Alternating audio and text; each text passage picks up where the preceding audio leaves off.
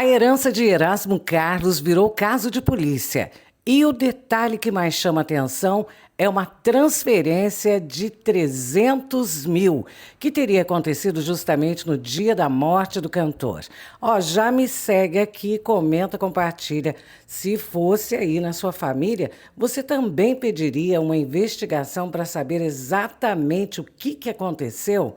Quase 4 anos depois da morte do Erasmo Carlos, um dos maiores nomes da música brasileira, uma disputa envolvendo a herança do Tremendão ganhou um capítulo daqueles. Os filhos do cantor Leonardo Esteves e Gil Esteves recorreram à polícia do Rio de Janeiro e pediram que sejam investigadas movimentações que somam 345 mil na conta do pai.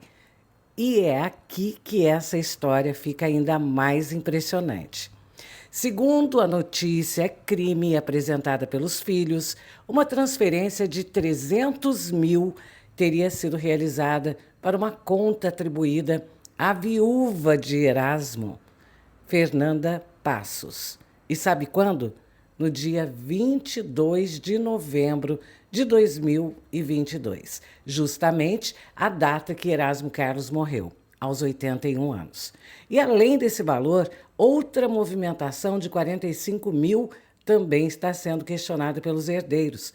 Mas atenção, porque esse ponto é fundamental. Os filhos estão pedindo que as movimentações sejam investigadas. Isso não significa que a viúva tenha cometido algum crime. Não existe, até o momento, uma conclusão das autoridades nesse sentido. O que eles querem é que a polícia apure as circunstâncias das transferências e esclareça o que realmente aconteceu com esse dinheiro. E quando a gente pensa que está falando da herança de Erasmo Carlos, um artista que deixou décadas de história, né? Músicas, direitos autorais, um patrimônio construído ao longo de toda uma vida, dá para entender por que qualquer movimentação financeira virou motivo de questionamento. Agora a pergunta que fica é: o que exatamente aconteceu com esses 345 mil?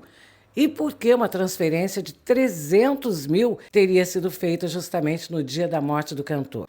E isso que a investigação poderia esclarecer. Eu quero saber a sua opinião. Os filhos do Erasmo fizeram certo em levar o caso à polícia? Ou essa questão deveria ter sido resolvida apenas dentro do inventário, hein? Comenta aqui, compartilha, segue aqui, porque o babado é forte e eu conto mesmo.